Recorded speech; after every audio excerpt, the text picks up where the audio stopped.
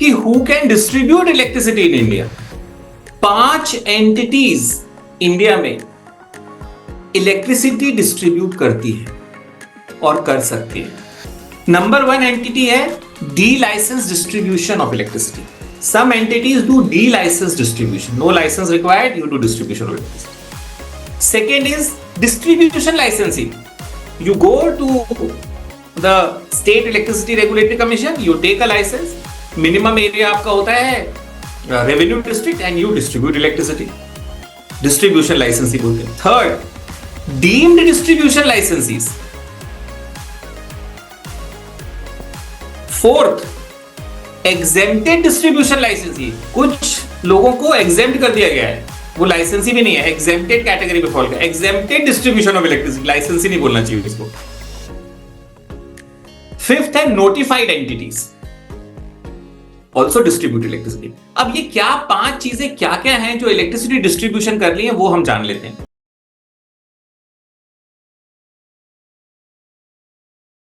सबसे पहले delicense distribution. So, as per Proviso 8 of Section 14 of the Electricity Act, it provides that the state governments can notify rural areas in their respective states, and in those rural areas, no license required. It is a de-licensed activity. So, 16 states ने अपने rural areas list out करे हैं, और उन rural areas में आप electricity distribute कर सकते हो बिना लाइसेंस के, नो लाइसेंस रिक्वायर्ड। आपको टैरिफ भी फॉलो करने की जरूरत नहीं है। टैरिफ मतलब आपका और आपके कंज्यूमर के बीच में है जो टैरिफ है। तो आप अगर रिटायर हो रहे हो और अपने गांव जा रहे हो, फ्री होके अपने गांव में पावर प्लांट लगाओ और गांव वालों को बोलो ले लो भैया बिजली और मेरे को टैरिफ देते रहना जो भी है।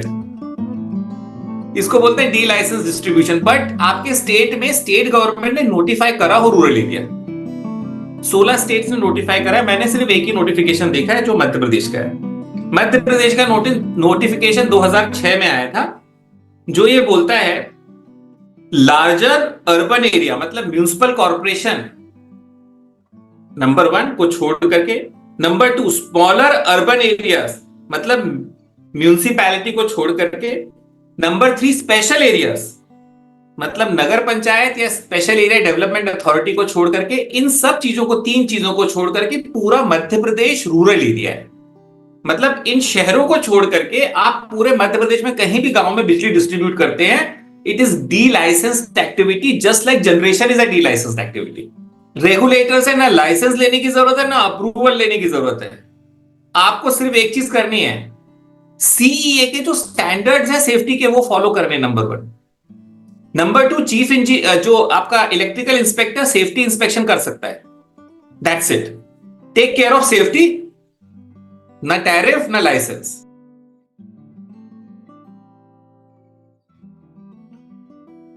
एनएचपीसी का एक प्रोजेक्ट है जिसका नाम है Loktak hydro electricity project 105 megawatts का। 1971 में उसकी आधारशिला रखी गई और 1983 में it was commissioned in the state of Manipur. Hydro electricity project, Loktak hydro electricity project में 2 हाउसिंग कॉलोनीज थी। एक डैम साइट पे थी हाउसिंग कॉलोनी और दूसरी हाउसिंग कॉलोनी थी पावर हाउस में।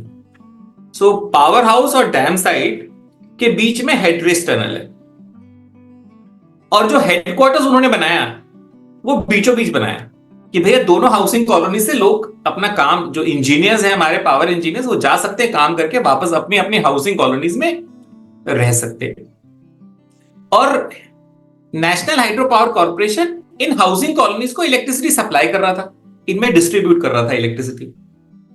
सब कुछ 1983 से 2003 तक बढ़िया चला, फर्स्ट क्लास। लेकिन 2003 में एक एक्ट आया, electricity act 2003, which provided that any person who is distributing electricity, he has to take license. Now the question came, क्या जो हाउसिंग कॉलोनी डैम साइट पे है और हाउसिंग कॉलोनी पावर हाउस में है Loktak hydro electricity power project की, क्या उसको लाइसेंस लेना पड़ेगा joint electricity regulatory commission Manipur and Mizoram से? सो स्टेट इलेक्ट्रिसिटी, अगर कोई जहां पे स्टेट इलेक्ट्रिसिटी रेगुलेटरी कमीशन है वहां पे स्टेट इलेक्ट्रिसिटी रेगुलेटरी कमीशन से लाइसेंस लेना पड़ता है। जहां पे जॉइंट इलेक्ट्रिसिटी रेगुलेटरी कमीशन है, it is also almost equal to state electricity regulatory commission. In that case you have to take licence from state electricity regulatory commission. So the question came up before the central government कि ये जो housing colonies हैं जो dam side पे और power house में, उन housing colonies को मणिपुर और मिजोरम के जेईआर से क्या लाइसेंस लेना पड़ेगा. इन that case after examining the matter a order was passed, and that order was passed under section 183 of the electricity act. Electricity acts में अब जब आप एक्ट बनाते हो तो आप कोशिश करते हो कि सारे के सारे कंटिंजेंसीज कवर हो जाएं, पर it is humanly not possible to cover all the human contingency. कुछ ना कुछ तो रह जाता है. तो उन्होंने क्या करा, इलेक्ट्रिसिटी एक्ट में एक प्रोविजन डाला और वो था section 183.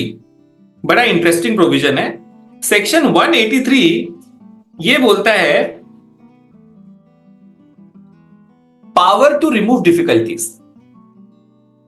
If any difficulty arises in giving effect to the provisions of this act, the central government may by order published make such provision not inconsistent with the provisions of the act as may appear to be necessary for removing the difficulty. So ऐसी difficulties remove करने के लिए central government orders issue कर सकती है, लेकिन ये orders with in 2 years issue होने चाहिए. मतलब 2003 में एक्ट पास हुआ है, 2 साल में ऑर्डर्स इशू करने चाहिए. तो सेंट्रल गवर्नमेंट ने एक ऑर्डर इशू करा जिसको हम बोलते हैं fourth order under electricity act 2003. It is as good as law. और ये ऑर्डर जो प्रोवाइड करता है कि if there is a housing colony of a generating station, in that case for distribution of electricity to your own housing colony, no licence is required. Delicensed activity. Same issue arose with respect to a transmission company. So transmission company के sub station पे एक housing colony है. इसके लिए फिर एक fifth order निकाला गया. Fifth order also provides if a transmission company is distributing electricity to its own employees or its own operating staff, no license is required, distribution license is required. So हम आ गए हैं. सबसे पहले delicense distribution. 2 जगह delicense distribution है. One is rural distribution notified by the state government. Second is supply of electricity is deemed integral part of the generating company or transmission company. No license is required for the housing colony of operating staff of generation and transmission company. Discom के बारे में order नहीं लिखला है.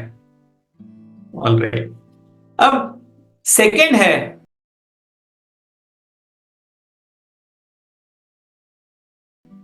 जो distribute कर सकते हैं इलेक्ट्रिसिटी, उसको बोलते हैं distribution licensing. So 42 state public sector undertakings have applied for a license and they have become distribution licenses in their own state. 13 private companies have also applied for license and they have become distribution licenses in various states. So ये 42 plus 13 licenses are distribution licenses जो major 70, 80, 90% of the electricity is being distributed by them.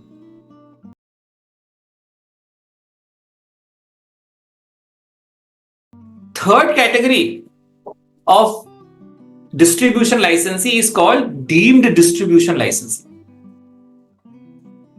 Deemed distribution licensee को हम 4 parts में divide कर सकते हैं. So 4 entities under Electricity Act are deemed distribution licensee. Number 1, state government department. If any state government department decides that I want to distribute electricity, so there are various state government departments. So for example, Arunachal Pradesh ka Department of Power is distributing electricity. Manipur ka Department of Power as of now also. Lot of northeastern states, Department of Power is distributing electricity. Similarly, lot of union territories also department was distributing electricity. They are all deemed distribution licensees. Number 1. Second category of distribution licensee is government, central government departments. First category था state government department deemed distribution licensees. अगर कोई भी department कभी भी decide करे state government का कि मेरे को डिस्ट्रीब्यूट करनी है, it is deemed. Second, central government का कोई भी डिपार्टमेंट अगर डिसाइड करे, it is deemed distribution licence. Not PSU, only departments. अब सेंट्रल गवर्नमेंट में रेलवेज और डिफेंस, ये दो डिपार्टमेंट्स डिस्ट्रीब्यूट कर रहे हैं इलेक्ट्रिसिटी। डिफेंस के केस में मिनिस्ट्री ऑफ पावर ने एक नोटिफिकेशन में निकाल दिया कि MES, military engineering services, will be a deemed distribution licence. Third category, अच्छा इसमें कैंटोनमेंट बोर्ड्स भी आ जाएंगे, तो देयर आर 62 कैंटोनमेंट बोर्ड्स, वो भी डिस्ट्रीब्यूशन लाइसेंसीज है, ठीक है। Third is Damodar valley corporation, exception has been carved out. Damodar Valley Corporation is also a deemed distribution licensee. So proviso 8 डाला सेक्शन 14 में और बोला Damodar valley corporation deemed distribution licensee। 2010 में एक peculiar सिचुएशन आई जहां पे क्वालिटी पावर की जरूरत थी। सो 2010 के पहले दो इंस्टेंसेस हो गए थे। एक इंस्टेंस ये हुआ था, जो रेलवे लाइन की रेल्स बनती है ना, रेल्स दो फैक्ट्री में बनती है, एक दुर्गापुर में बनती है रेल, एक सेलम में बनती है। सेलम सदर्न रीजन में आता है और जो दुर्गापुर आता है कौन से रीजन में, ईस्टर्न रीजन।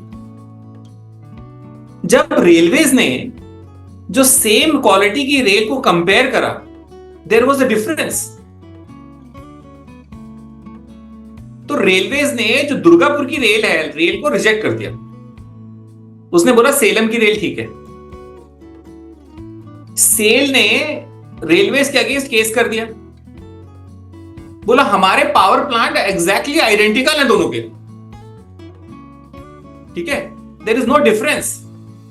लेकिन आपने सेफ्टी के चक्कर में, या फिर भैया एक्सीडेंट ना हो जाए ट्रेन का, आपने एक दुर्गापुर की रेल को वो कर दिया, रिजेक्ट कर दिया, और आपने बोला सेलम की रेल ठीक है।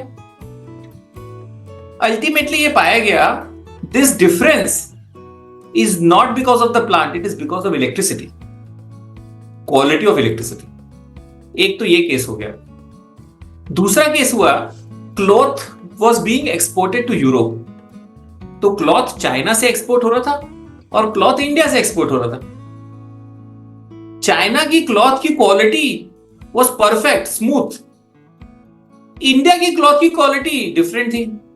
नाउ इटालियन कंपनी सेड कि यार मशीन तो मैंने दोनों में सेम लगाई हुई है, एकदम एग्जैक्टली सेम मशीन है, लेकिन इंडिया का जो क्लॉथ है वो तो खराब आ रहा है और चाइना का अच्छा आ रहा है।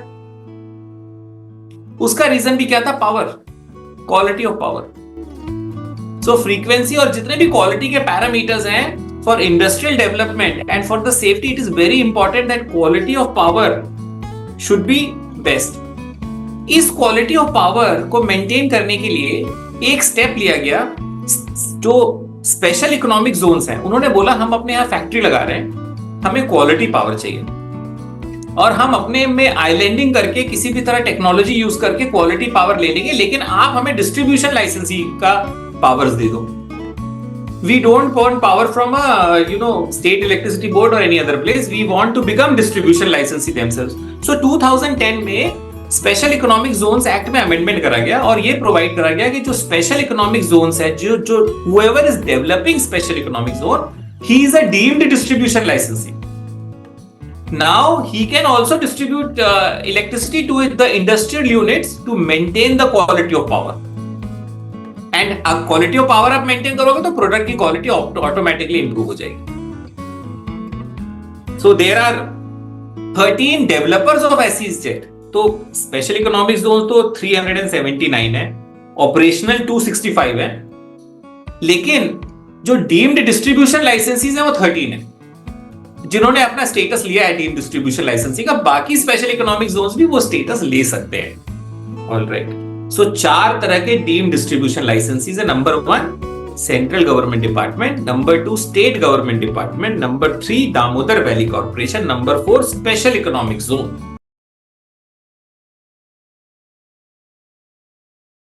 Fourth category of people who can distribute electricity are exempted category.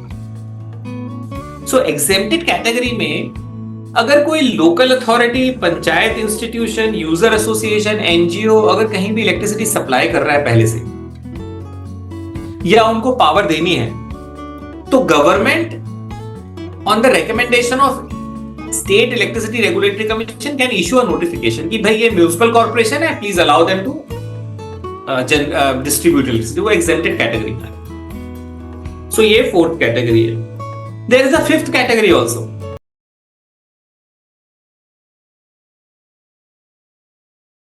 and the fifth category is called notified entities. Let us assume defence के एरिया को अभी लाठियों से चाइना और इंडिया में थोड़ी लड़ाई हुई थी, ठीक है, और वो भी अपनी बाप लाठी लाए थे। इंडिया में थोड़ी सी नॉर्मल लाठीज थी, तो इंडिया ने बोला हमें ना एक वो बनानी है, इसको बोलते हैं टीजर गन, हाथ में वो पहन लेंगे तो उसमें से शॉक लगता है, ठीक है, इसको बोलते हैं टेसर गन या स्टन गन, और लॉ एंड ऑर्डर मेंटेन करने के लिए भी वो यूज हो जाती है, ठीक है, इसमें कोई मरता वरता नहीं, बस शॉक लगता है। अब वो डेवलप करना है अगर आर्मी को, तो वो डिस्ट्रीब्यूशन और इलेक्ट्रिसिटी एक्ट कुछ नहीं अप्लाई होगा, नोटिफाइड एंटिटी है वो। नोटिफाइड एंटिटी जैसे डिफेंस हो गया या एटॉमिक एनर्जी हो गया, उनको गवर्नमेंट नोटिफाई कर सकती है, वो अपने हिसाब से कहीं भी डिस्ट्रीब्यूट कर सकते हैं इलेक्ट्रिसिटी को। अगर फ्रंट लाइन में भी आपको डिस्ट्रीब्यूट करना है, टनल्स या वहां पे डिस्ट्रीब्यूट करना है, वो आप कर सकते हो वहां पे नोटिफाइड एंटिटी। तो टोटल ये 5 एंटिटीज हैं जो इलेक्ट्रिसिटी को डिस्ट्रीब्यूट कर सकती हैं।